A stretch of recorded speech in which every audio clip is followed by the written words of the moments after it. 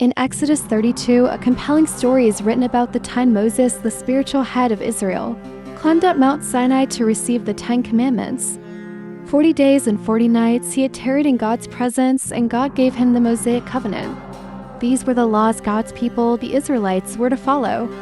But while Moses was still in God's presence, the Israelites, out of impatience, pushed Aaron, Moses' brother, to carve for them a golden calf to worship because they didn't know what had become of Moses.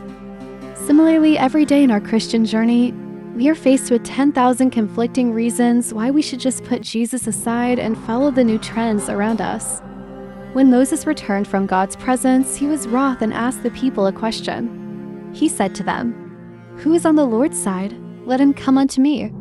And all the sons of Levi gathered themselves together unto him.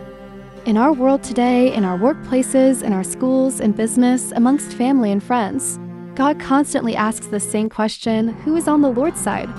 This presupposes two things. One, that there are other sides. There are other groups with other beliefs and standards, contrary to God's standards.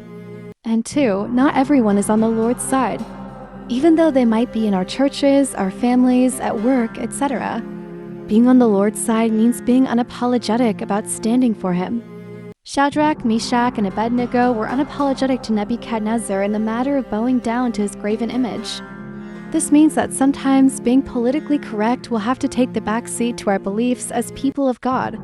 Being on the Lord's side means having your own personal conviction about different topics, discussed in our secular lives every day. In John chapter 9, a man that had been born blind received sight for the first time after Jesus had ministered to him.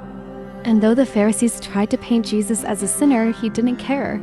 He praised Jesus for his sight. Being on the Lord's side can sometimes also mean being persecuted for what you believe and stand for.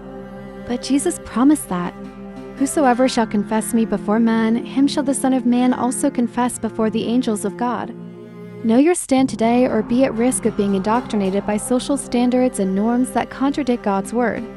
2 Timothy 2 verse 19 says, "Nevertheless the foundation of God standeth sure, having this seal, the Lord knoweth them that are his. And let every one that nameth the name of Christ depart from iniquity."